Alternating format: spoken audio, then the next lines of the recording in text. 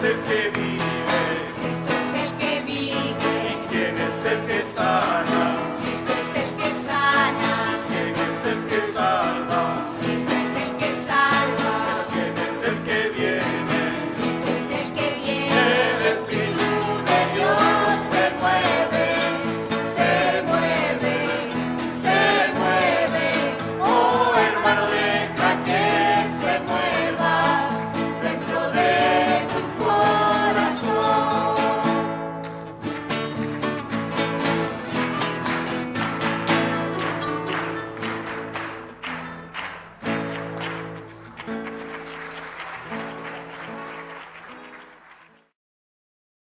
Aunque Satanás me asuste y trate de quitarme el gozo, igual le canto a mi Cristo, que es mucho más poderoso, pues. Y nos fuimos con la primera cuequita.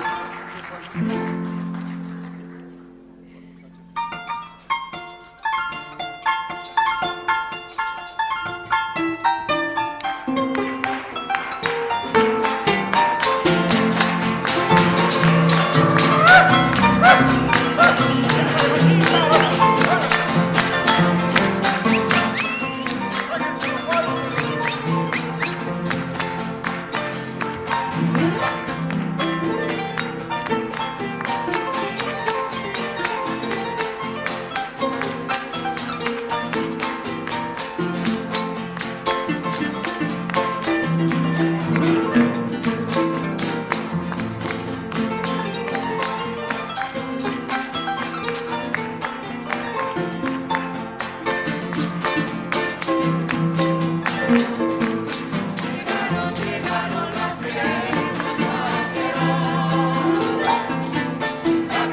La cueca se hace presente.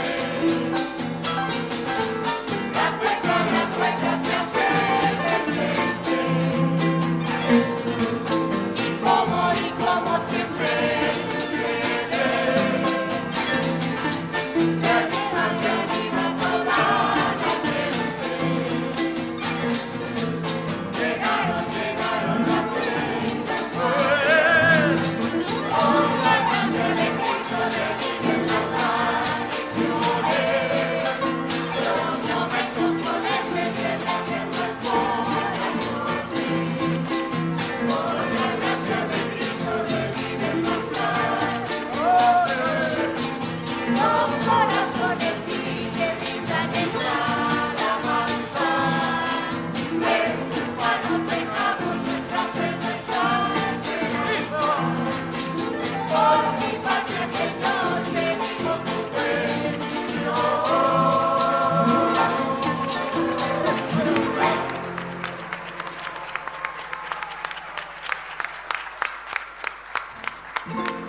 A esta bella congregación, yo le digo, Dios es fiel. No se cansen de servirlo hasta que vuelen con él. Y nos fuimos con la segunda poquita, la de la esperanza.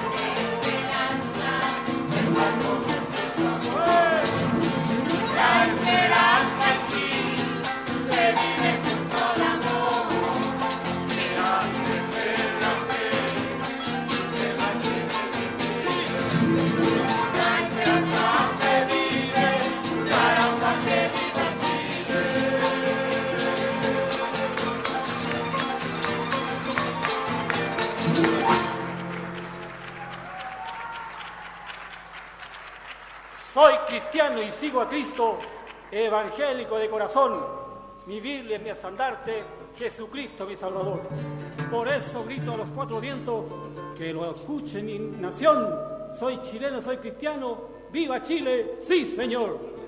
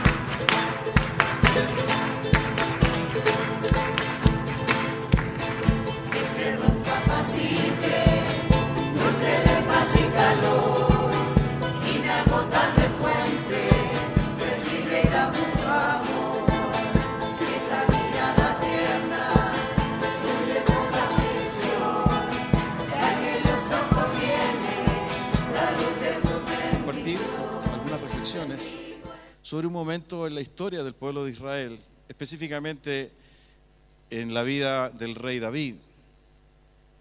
Él vive un momento de acción de gracias y lo hace en medio de su pueblo, ante Dios y ante su hijo Salomón, ¿no? Y quisiera que usted me acompañara, por favor. Creo que es pertinente hacerlo, básicamente para extractar de ahí algunos principios que podemos encontrar en la oración que él hace en gratitud a Dios por lo que Dios ha hecho en medio de ellos. Y hoy nosotros queremos hacer lo mismo, dar gracias a Dios por lo que ha hecho en nuestro país, en nuestra nación, en nosotros mismos, ¿no? Así que, ¿por qué no abre su Biblia, por favor, en el libro de Primera de Crónicas, capítulo 29? Primera de Crónicas, capítulo 29. El devocional que aparece en el boletín, ahí está extractado, ¿verdad?, lo que hoy día vamos a compartir, ¿no? Así que ese es un pequeño resumen para que usted también lo tenga, ¿no? Primera de Crónicas, capítulo 29, vamos a leer del versículo 10 hasta el versículo 19. Asimismo, se alegró mucho el rey David y bendijo a Jehová delante de toda la congregación. Y dijo David: bendito seas tú, oh Jehová, Dios de Israel, nuestro Padre, desde el siglo y hasta el siglo. Tuya es, oh Jehová, la magnificencia y el poder, la gloria, la victoria y el honor, porque todas las cosas que están en los cielos y en la tierra son tuyas. Tuyo, oh Jehová, es el reino, y tú eres excelso sobre todos. Las riquezas y la gloria proceden de ti, y tú dominas sobre todo. En tu mano está la fuerza y el poder, y en tu mano el hacer grande y el dar poder a todos. Ahora pues, Dios nuestro, nosotros alabamos y loamos tu glorioso nombre, porque ¿quién soy yo y quién es mi pueblo para que pudiésemos ofrecer voluntariamente cosas semejantes? Pues todo es tuyo, y de lo recibido de tu mano te damos. Porque nosotros, extranjeros y advenedizos, somos delante de ti, como todos nuestros padres, y nuestros días sobre la tierra, cual sombra que no dura. Oh Jehová, Dios nuestro, toda esta abundancia que hemos preparado para edificar casa a tu santo nombre, de tu mano es, y todo es tuyo. Yo sé, Dios mío, que tú escudriñas los corazones y que la rectitud te agrada. Por eso yo, con rectitud de mi corazón, voluntariamente te he ofrecido todo esto, y ahora he visto con alegría que tu pueblo, reunido aquí ahora, ha dado para ti espontáneamente. Jehová, Dios de Abraham, de Isaac y de Israel, nuestros padres, conserva perpetuamente esta voluntad del corazón de tu pueblo y encamina su corazón a ti. Asimismo, da a mi hijo Salomón corazón perfecto, para que guarde tus mandamientos, tus testimonios y tus estatutos, y para que haga todas las cosas y te edifique la casa para la cual yo he hecho preparativos. Tengamos un momento de oración. Bendito Dios, en esta hora te damos gracias porque estamos reunidos y estamos contentos, Señor, porque tú has bendecido nuestra vida, porque tú has estado con nosotros, Señor, y porque no hemos sido absolutamente indiferentes a ti, Señor. Cada día, todo el día, tu gracia y tu misericordia ha sido con nosotros, Señor. Y en esta hora, Señor, queremos agradecerte sinceramente. Y este culto de adoración y de gratitud es para ti, Señor. Y queremos extraer de tu palabra bendita, Señor, la directriz, esa reflexión poderosa, Señor, para entender lo que significa esta acción de gracias, Señor. Y hemos leído este pasaje en la historia del pueblo de Israel, tu pueblo, Señor, en un momento muy especial, Señor, y podemos comprender, Dios mío, lo que en ese momento se estaba viviendo.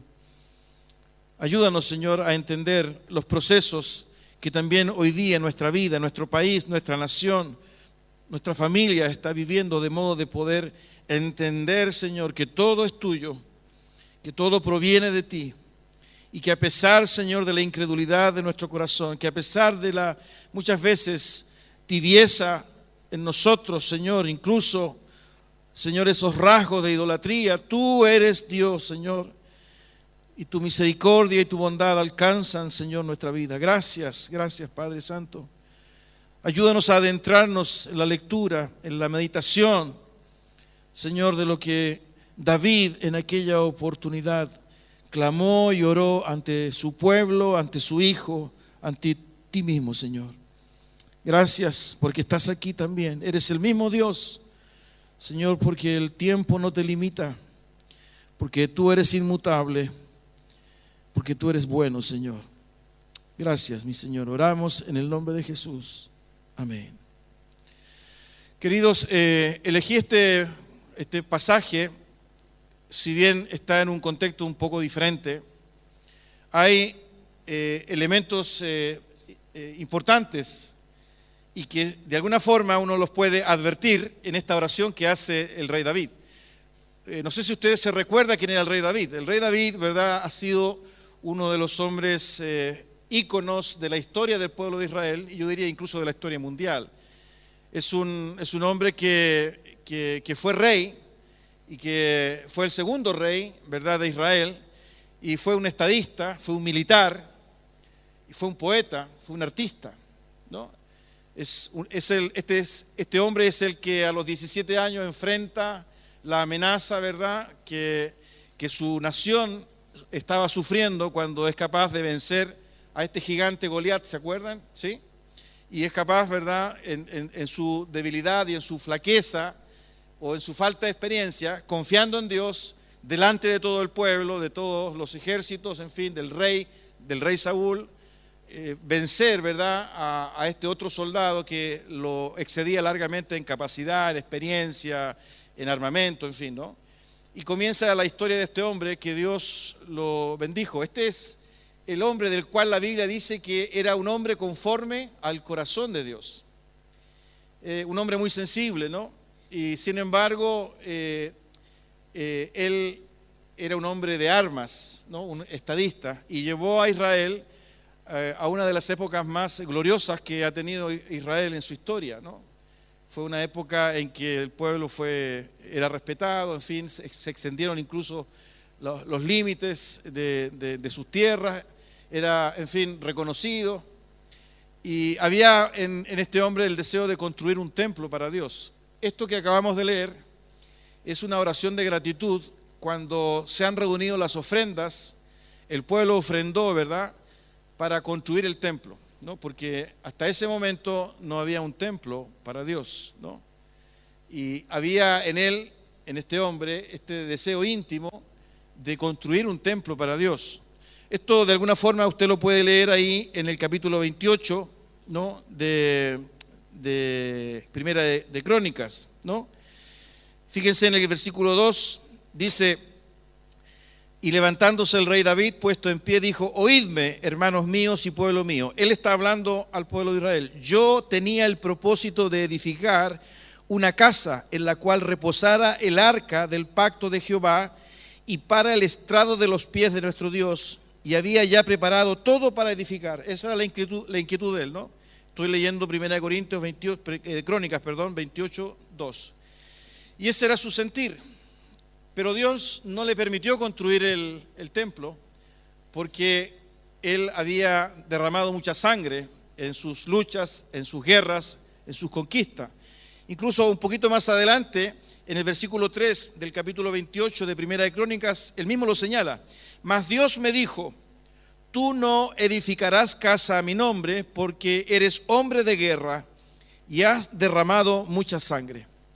Por consiguiente, ¿verdad?, a él le fue impedido el construir el templo, pero sí a su hijo. Tenía un hijo que se llamaba Salomón, ¿no? Pero era tal el deseo de David que este hombre había juntado recursos. Incluso él había diseñado los planos. Si usted se fija, ¿verdad?, un poquito antes, el mismo en el versículo 2 que leímos hace un momento, y había ya preparado todo para edificar, todo.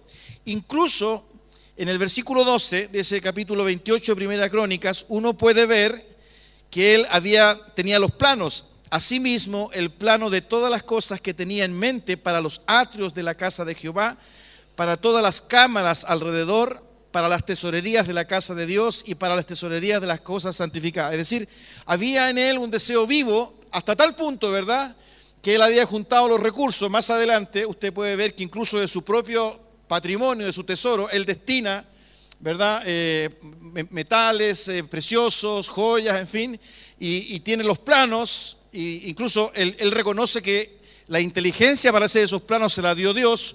Mire, ahí en el versículo 19, ¿no?, del capítulo 28 de Primera de Crónicas, dice: todas estas cosas, dijo David, me fueron trazadas por la mano de Jehová, que me hizo entender todas las obras del diseño, ¿no? Pero él no pudo construir el templo, y Dios dice que tenía que ser Salomón su hijo. Y en ese contexto, ¿verdad?, él invita al pueblo a ofrendar, ¿no? Si usted va al capítulo 29, usted se va a dar cuenta, ¿verdad?, en el versículo 5, por ejemplo, al final del versículo 5 del capítulo 29, dice: ¿y quién quiere hacer hoy ofrenda voluntaria a Jehová? Él invita al pueblo a ofrendar para que se construyese, se recogiese, ¿verdad?, lo que se necesitaba y pudiesen construir el templo que iba a construir su hijo Salomón, ¿no? Y de ahí en adelante aparece el pueblo ofrendando. Fíjense en el versículo 6.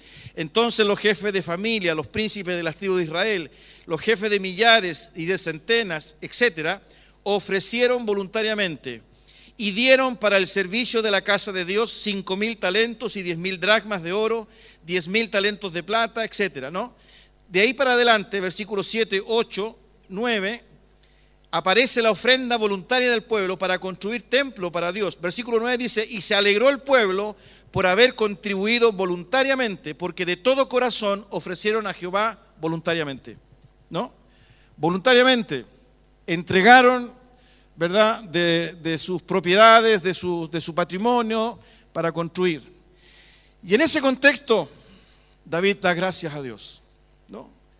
Él hace una acción de gracias. Yo les cuento un poco el contexto, hermanos queridos, ¿verdad?, porque es interesante cómo David, delante de todos, porque lo hace delante del pueblo, incluso delante de su hijo Salomón, y lo hace delante de Dios, hace esta oración que leímos al comienzo. Y lo hace, ¿verdad?, desde su investidura de rey. Él hace, ¿verdad?, y tal vez esta podría ser una de las primeras reflexiones, él reconoce la trascendencia, la influencia, la realidad, la presencia de Dios en la vida de la nación. Porque está todo el pueblo, está su hijo, están los principales, están los oficiales, está lo que podría ser el poder ejecutivo, el poder judicial, el poder legislativo, en fin, están todos. Está él como el primer o el más importante, ¿verdad?, el rey, reconociendo lo que Dios ha hecho en medio de ellos, ¿no?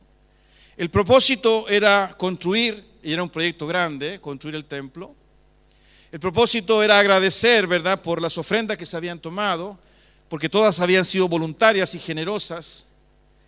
Pero en ese momento, ¿verdad?, trayendo un poco ese contexto a nuestra realidad, es interesante notar cómo David reconoce ante aquellos a los cuales él ejerce, ¿verdad?, su liderazgo, reconoce la ayuda, la presencia de Dios. Él no capitaliza, ¿verdad?, ese resultado, él no capitaliza, ¿verdad?, los dividendos de alguna forma para afianzar su liderazgo político, su liderazgo militar, ¿verdad? Él no aprovecha la ocasión para de alguna forma, ¿verdad?, obtener dividendos de lo que se había logrado o de lo que había logrado el pueblo, que es algo bastante particular que hoy día nosotros apreciamos en muchas autoridades de los países, cuando de alguna forma se trata de capitalizar y de aprovechar, ¿verdad?, ciertos logros como propios.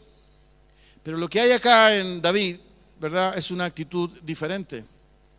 Fíjense que era un hombre que tenía un liderazgo tremendamente fuerte en el pueblo. Incluso cuando David sale del anonimato frente a este hombre Goliat y delante de todo el pueblo o del ejército de Israel y delante de Saúl, él logra vencer a Goliat. No sé si se recuerdan, pero inmediatamente logró la admiración de todos y el celo y la envidia del rey Saúl, lo que le significó a David durante toda su vida arrancar ante el permanente acoso que el rey Saúl expresaba sobre él. Y a pesar de eso, él tenía una presencia, ¿verdad?, importante, un liderazgo reconocido en el pueblo por lo que él había hecho. Sin embargo, ¿verdad?, en este momento, en esta ocasión, cuando el pueblo ha tenido un logro importante, no sé si usted se fija, pero él invita al pueblo, él pregunta, ¿quién quiere ofrendar voluntariamente? La respuesta es masiva. el carisma de este hombre, ¿verdad? Y la ascendencia de este hombre, su pueblo, era importante. Es decir, hasta tal punto, ¿verdad?, que su propio ejemplo, porque si usted lee en ese capítulo, él primero, ¿verdad?, él ofrenda y él da, y a continuación él pregunta quién desea ofrendar voluntariamente. Eso fue suficiente para, ¿verdad?, influenciar al pueblo, y masivamente el pueblo ofrendó. Es decir, había un liderazgo positivo en este hombre que marcaba e influenciaba a su pueblo. De modo que las condiciones estaban dadas en ese momento para asumir como propio el logro de algo que era tan importante como construir el templo de Dios. Ojo con esto, porque de alguna forma nosotros podemos ir descubriendo el pensamiento, ¿cuánto se llama?, la intención o la motivación de un momento, de un acto que era tan importante en la historia de la nación y que fácilmente podía ser capitalizado como algo propio, sobre todo considerando la posición estratégica que este hombre tenía delante de su pueblo y delante de su nación.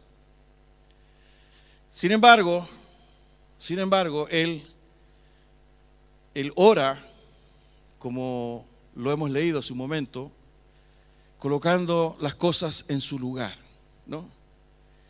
Y si usted se fija en esa oración, hablando en una primera aproximación, David reconoce en todo, absolutamente en todo, la obra de Dios en la vida del pueblo. Es una acción de gracias. Y eso es lo que hoy día yo quiero compartir con ustedes. Si usted se fija, ¿verdad?, en los primeros versículos de su oración, él dice, versículo 10, bendito seas, Señor, Dios de nuestro Padre Israel, desde siempre y para siempre. Versículo 11, tuyos son, Señor, la grandeza y el poder, la gloria, la victoria y la majestad. Tuyo es todo cuanto hay en el cielo y en la tierra. Tuyo también es el reino y tú estás por encima de todo. De ti proceden la riqueza y el honor. Tú lo gobiernas todo. En tus manos están la fuerza y el poder, y eres tú quien engrandece y fortalece a todos. Fíjense las expresiones de este hombre. Delante de su pueblo, con el ascendiente, ¿verdad?, y el liderazgo. Un hombre de Estado, un hombre político, un rey, ¿verdad?, que de alguna forma quisiese aprovechar la ocasión, ¿verdad?, para infundir sobre su pueblo mayor ascendiente. En ese momento, él agradece y reconoce que todo es de Dios y que todo proviene de Dios y que la fuente de todo es Dios. Fíjense las expresiones. Tuyos son la grandeza y el poder. Tuyo es todo cuanto hay en el cielo y en la tierra. Tuyo también es el reino. Tú estás por encima de todo.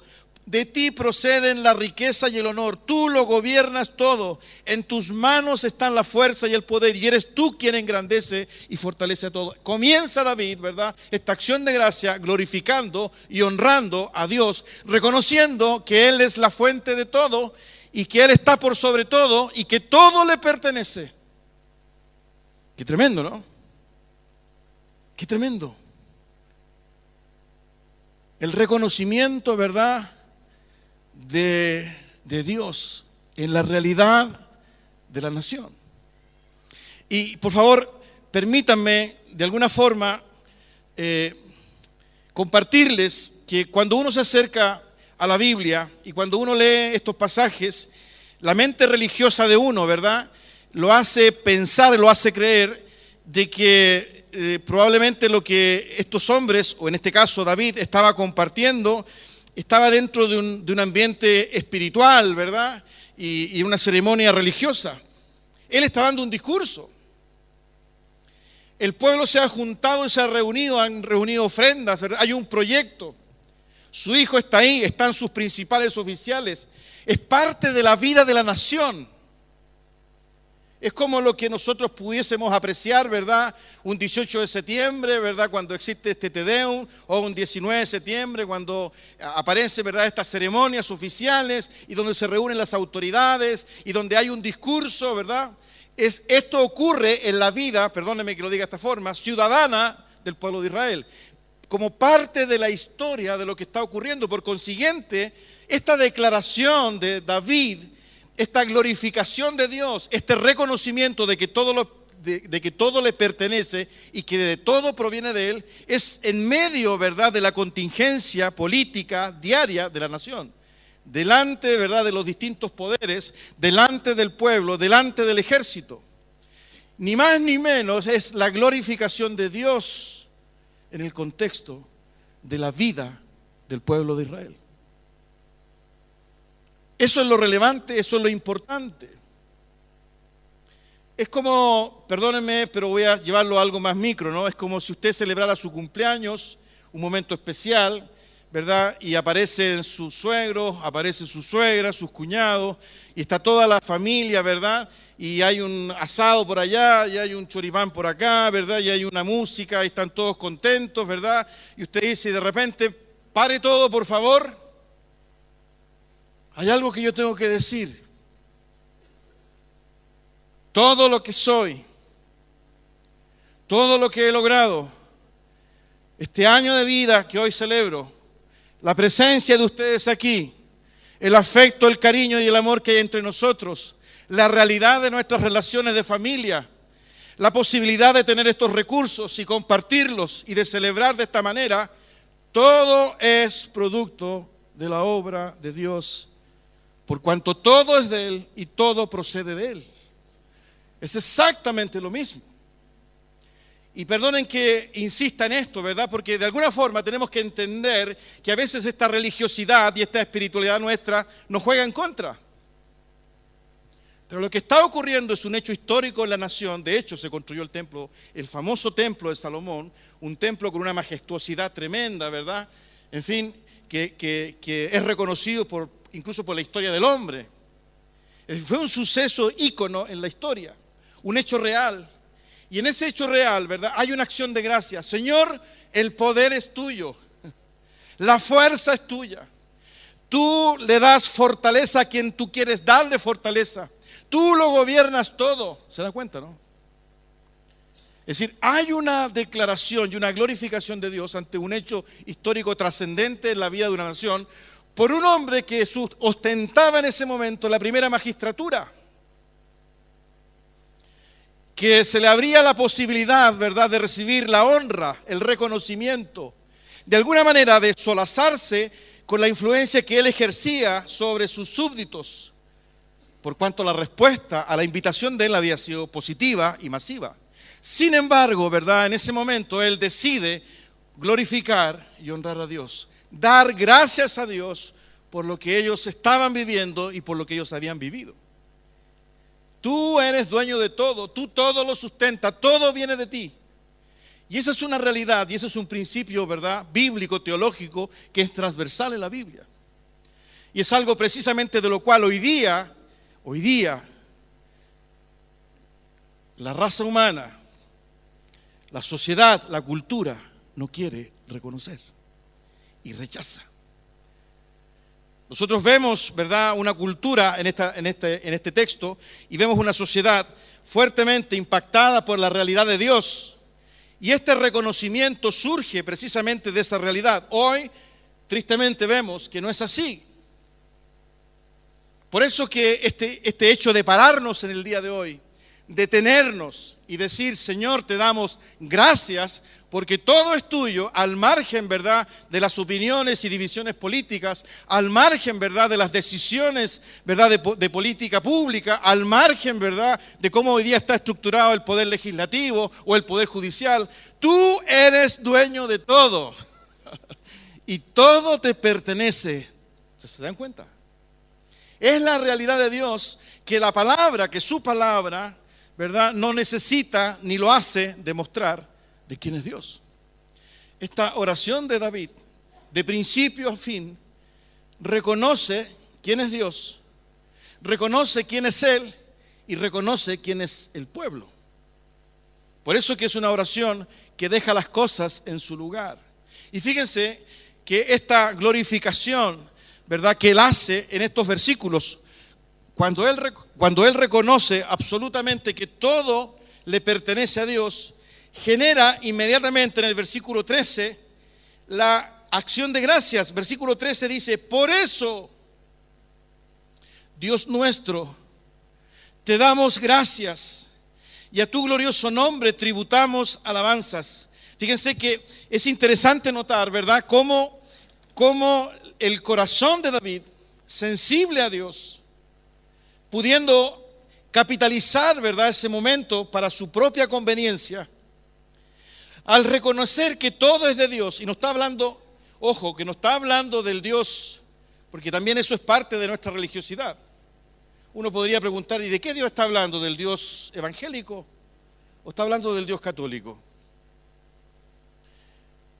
Porque esa es la pregunta, ¿no? ¿Es el Dios canuto o el Dios aliancista? Nosotros creemos que Dios es aliancista, ¿no?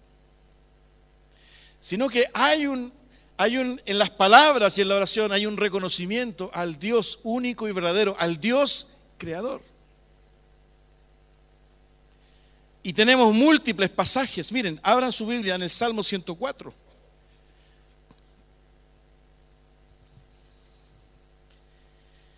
En el Salmo 104, ¿verdad?, aparece esta imagen de Dios de la cual habla David. Y cuando uno va al Salmo 104, solamente acompáñenme en algunos versículos porque el Salmo es largo. Miren el versículo 5. Él fundó la tierra sobre sus cimientos. Estoy leyendo el Salmo 104, versículo 5. Él fundó la tierra sobre sus cimientos, no será jamás removida. Miren el versículo 8. Subieron los montes, descendieron los valles, al lugar que tú les fundaste. Versículo 9. Les pusiste término, el cual no traspasarán ni volverán a cubrir la tierra. Fíjense lo que dice el versículo 10. Tú eres el que envía las fuentes por los arroyos, van entre los montes. Miren, del versículo 14 en adelante, Él hace producir el heno para las bestias y la hierba para el servicio del hombre.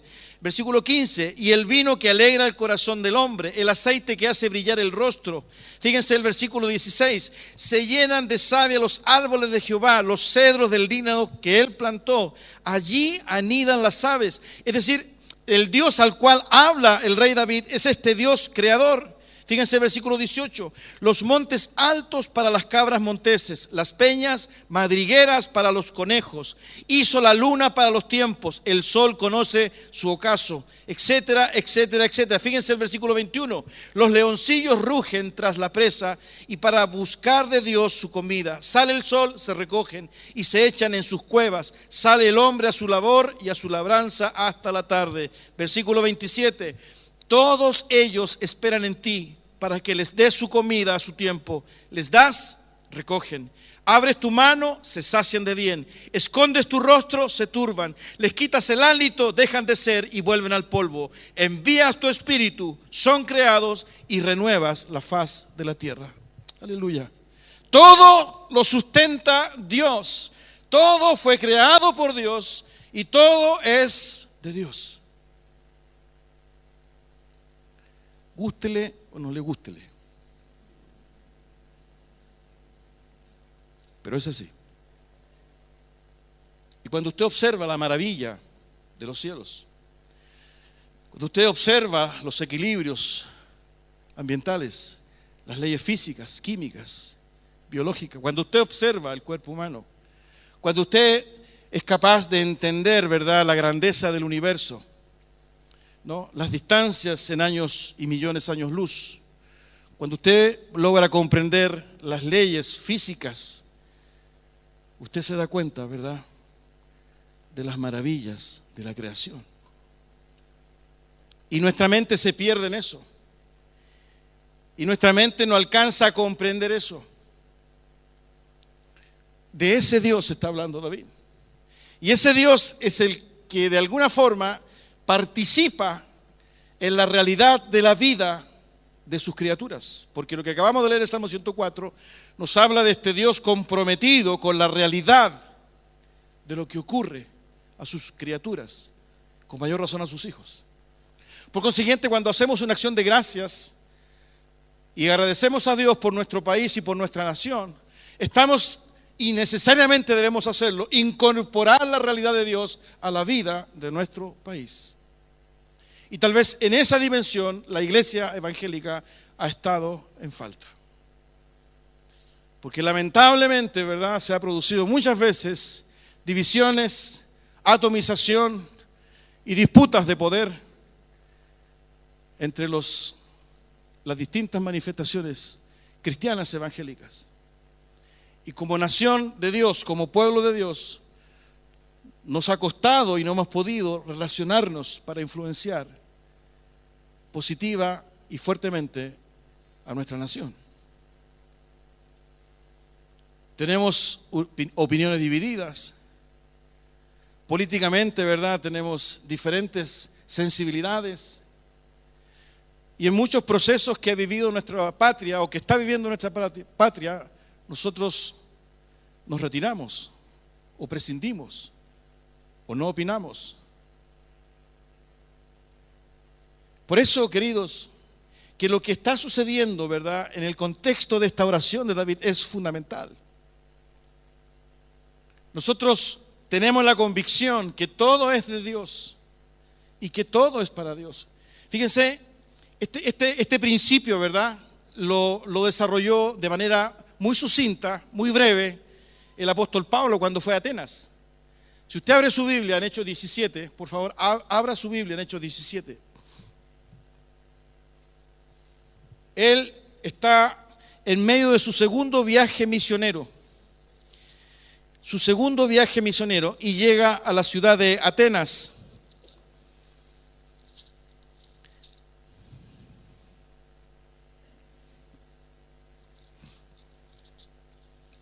Y en ese lugar, Hechos capítulo 17, mira lo que dice del versículo 22 en adelante. Hechos 17, capítulo 17, versículo 22 en adelante dice: Pablo se puso en medio del Areópago, que era como una especie de anfiteatro, ¿no? Y tomó la palabra: ciudadanos atenienses, observo que ustedes son sumamente religiosos en todo lo que hacen.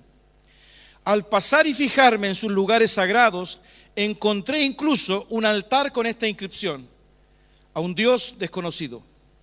Pues bien, eso que ustedes adoran como algo desconocido es lo que yo les anuncio. El Dios que hizo el mundo y todo lo que hay en él es Señor del cielo y de la tierra.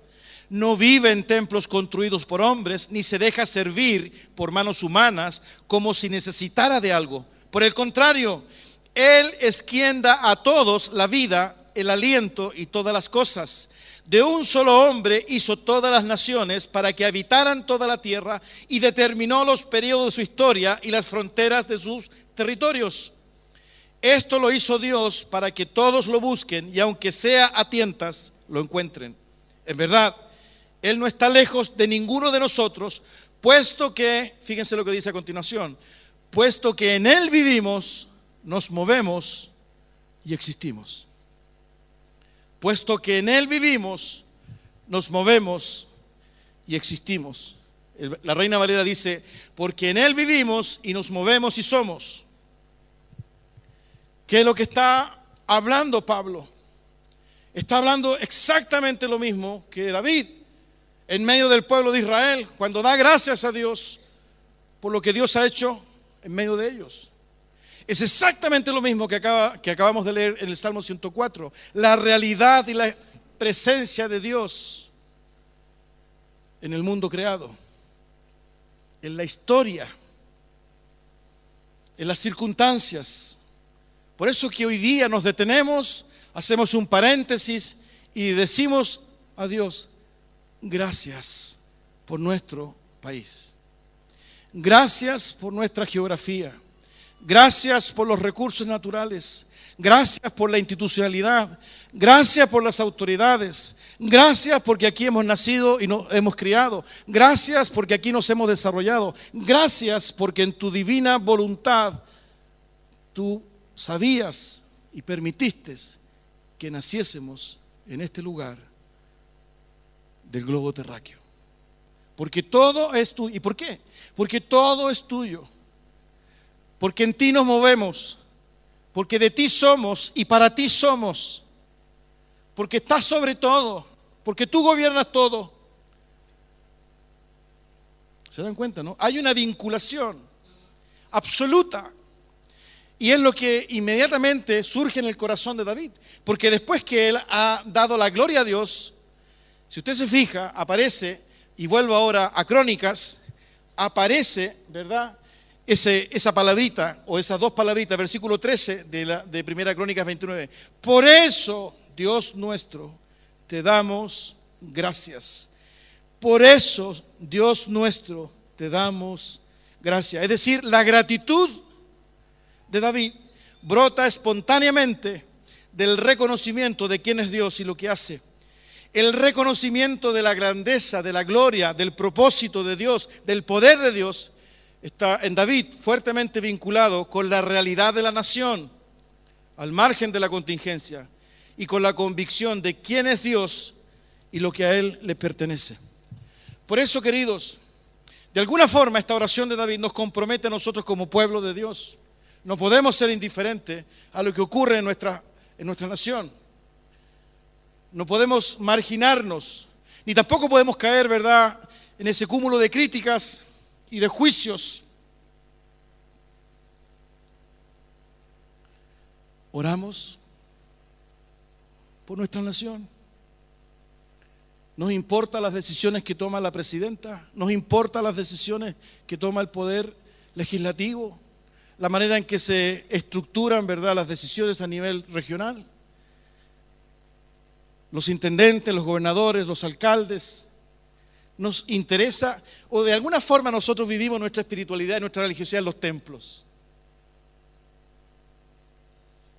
Porque si vivir el Evangelio y reconocer a Dios y ser apasionados por Dios tiene que ver con un espacio o con un metraje cuadrado, ¿verdad?, pareciera que de alguna forma eso lo expresamos aquí. Pero allá afuera pareciera que la realidad es otra. Usted nació en este país, usted vive en la familia que vive, usted tiene la esposa o el esposo que tiene, y tiene los hijos o las hijas que tiene, usted tiene esa formación que usted tiene, no producto del azar o de lo fortuito. Muy probablemente hay muchas cosas que usted ha vivido por decisión de otros, pero por sobre todo eso, ¿verdad?, ha estado siempre y seguirá estando la realidad de Dios sobre su vida. Todo es de Él. Y se lo dice Pablo a un grupo de incrédulos, de paganos y de idólatras. Él llega a un lugar donde habían ídolos, estatuas, dioses, que se les, lo que ustedes quieran. Incluso había un lugarcito para el Dios no conocido. Este es por si acá. Adoramos todos los dioses. Y este es por si se nos escapa alguien, para que no se enoje nadie. ¿No es cierto? Si aparece un Dios, ¿verdad? No, este era para ti. Pero fíjense la estrategia de Pablo, que es tremenda. Pablo llega con esa sabiduría, la misma sabiduría que tiene el rey David, de entender los tiempos, de entender la obra de Dios, el Dios creador, de entender el poder de Dios, no el poder abusivo, ese poder hegemónico que maltrata, sino que la trascendencia de la realidad, la provisión, la creación, el sustento, la realidad de Dios. Y en ese contexto, ¿verdad?, filosófico, un contexto idólatra, Pablo es capaz de compartir la existencia de este Dios. Pero fíjense cómo él lo dice: en Él vivimos y por Él somos. Él es el Dios creador. Él es el Dios que todo lo sustenta. Hermanos queridos, tanto David como Pablo nos entregan un discurso humanista cristiano, porque hoy día hay un humanismo cristiano que también puede declarar exactamente lo mismo que estoy diciendo.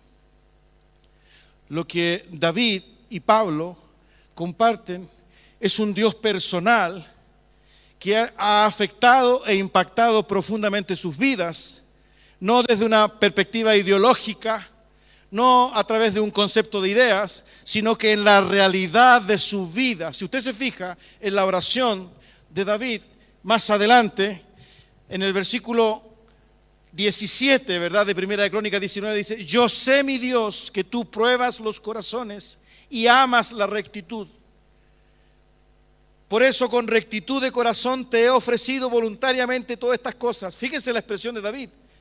Yo sé, Dios mío, que tú pruebas o que tú escudriñas los corazones. Yo sé, Dios mío, y que la rectitud te agrada. Es decir, está hablando de una condición de carácter de Dios. Por consiguiente, ¿verdad? Esta oración de David, esta gratitud de David, ¿verdad? No es el discurso humanista cristiano, sino que es ni más ni menos que la constatación personal, porque él conoce a Dios. Yo sé. Pablo decía exactamente lo mismo. Yo sé en quién he creído. Es decir, es una experiencia de Dios personal que ha afectado sus vidas, que ha transformado sus vidas, que les ha permitido entender a través de una relación íntima y de comunión diaria con Dios la trascendencia de Dios en el quehacer cotidiano. Yo sé que tú amas la rectitud. Es decir, no es una declaración política. Esto le va a gustar al pueblo. ¿Qué podemos decir, no? ¿Qué es lo políticamente correcto? Que no levante heridas ni susceptibilidades, ¿no? Y que deje bien a todos. Hermanos queridos, no sé cómo ha sido tu experiencia en este país. Hay muchos hermanos extranjeros en esta ocasión que están de manera transitoria, algunos lo han hecho como una segunda patria, y damos gracias a Dios por ustedes, hermanos queridos. Una bendición tenerlos, realmente es una bendición tenerlos. Hoy día queremos dar gracias a Dios por nuestro país, vapuleado, ¿verdad?, con episodios muy tristes, algunos de los cuales hasta el día de hoy no han podido ser sanados. Algunos se encargan de revivirlos, otros se encargan de taparlos, de esconderlos, pero Dios nos ha permitido nacer en esta nación. Y como pueblo de Dios tenemos una responsabilidad para empezar a dar gracias a Dios. Al menos, y perdonen que lo exprese de esta forma, ser conscientes de lo que Dios puede hacer e incluso hizo o está haciendo en esta nación. Porque Dios no es un Dios de templo. Incluso Pablo se lo dice a los hermanos, a los filósofos atenienses. Este Dios no es el Dios que ustedes hacen a través de chucherías, ¿no?, y con materiales ahí. No son estos monitos, ¿verdad?, que ustedes... No, este es un Dios que no lo puede contener el templo. Este es el Dios creador. Este es el Dios de la vida. Es el Dios donde todo empieza en Él y todo termina en Él. Incluso en la oración David reconoce la transitoriedad del hombre. Reconoce, ¿verdad?, la fragilidad del hombre, que es el Salmo 90 de Moisés. Son todos principios, ¿verdad?, que están en la palabra de Dios. Cuando Moisés dice que la vida del hombre es como un pensamiento, es como la flor del campo que en la mañana florece y en la tarde se marchita y la seca el sol. Ya no estamos. ¿Qué son 80 años al lado de la eternidad? Aquello que no tiene principio y fin. Incluso David comienza su oración reconociendo la eternidad de Dios desde el siglo y hasta el siglo. Esa expresión reconoce la eternidad de Dios. Por eso que nos comemos hoy día una empanada, y por eso que escuchamos una cueca, y por eso que nos alegramos, porque queremos vivir el Evangelio de Dios, el Evangelio de Jesucristo, de manera pertinente, de manera vigente y oportuna, con un mensaje de esperanza, con la realidad de Dios, no el Dios religioso, no el Dios canuto, no el Dios católico, sino que el Dios de la vida. Y como pueblo de Dios estamos llamados a mostrar esa esperanza, ese gozo, esa gratitud, porque Dios nos dio un lugar en esta nación y nos ha dado una responsabilidad. Tal vez no somos senadores, tal vez no somos diputados, pero sí trabajamos en un lugar, sí vivimos en un contexto, sí tenemos relaciones interpersonales y podemos llevar la esperanza y podemos llevar la realidad de Dios a aquellos que hoy día no le conocen para su gloria y su honra. Porque todo es de Él, todo es para Él y todo es en Él. Amén. Aleluya. ¿Están de acuerdo? ¿No les gusta? ¿Qué les parece? Pero yo les invito, ¿verdad?, a que usted lo medite y que lo piense. Por eso damos gracias a Dios. Damos gracias a Dios. Nunca se olvide. Lo que voy a decir es de perogrullo. De perogrullo significa en latín obvio. Por más alta que sea la autoridad de una persona y por más potente que sea el poder que tenga, él vive o ella vive con la misma fragilidad y la misma limitación que cada uno de nosotros. Y sus decisiones y su influencia finalmente la tienen que tomar en un segundo, en un momento, y puede afectar a muchas millones de personas. Por consiguiente, cuando nosotros entendemos la transformación del corazón por la obra de Dios en la vida de una persona, debemos entender que no hay otra manera de bendecir a nuestra nación más que a través de la oración por aquellos que están tomando decisiones. Porque lo que realmente cambia es la transformación del corazón del hombre. Eso es lo que cambia. Esta oración de este hombre, estadista, militar, rey, usted puede reflexionarla y de alguna forma tomar una radiografía, ¿verdad?, de sus convicciones, de sus prioridades, sus motivaciones. Y en un momento estratégico, político, en que él puede, ¿verdad?, de alguna forma capitalizar para su propia conveniencia, usted puede ver cómo reacciona y cómo se plantea un corazón rendido ante Dios. Eso es una suficiente señal y prueba de cómo el poder de Dios puede afectar positivamente los destinos de una nación. El problema hemos sido nosotros, ¿verdad?, con nuestro corazón y con nuestro egoísmo. Por eso, queridos, hay muchas razones para dar gracias a Dios, pero también para hacer una reflexión seria de nuestra participación como iglesia de Dios, como pueblo de Dios, en la realidad de nuestro país en este tiempo. Usted sabe que estamos viviendo tiempos complejos y difíciles, y no solo en nuestra nación, sino que en todo lugar, que nos obligan a replantearnos, que nos obligan a tener una opinión, que nos obligan a orar, que nos obligan a reflexionar. No podemos jugar a hacer religión los días domingos solamente en un lugar, ¿verdad?, o de alguna forma volarnos con alabanzas y cánticos y en la semana, ¿verdad?, excluirnos de lo que está sucediendo alrededor nuestro. Yo les animo y les llamo a ser agentes de cambio. Agentes de cambio en el lenguaje actual. Jesús dijo, sal y luz. Tengamos un momento de oración.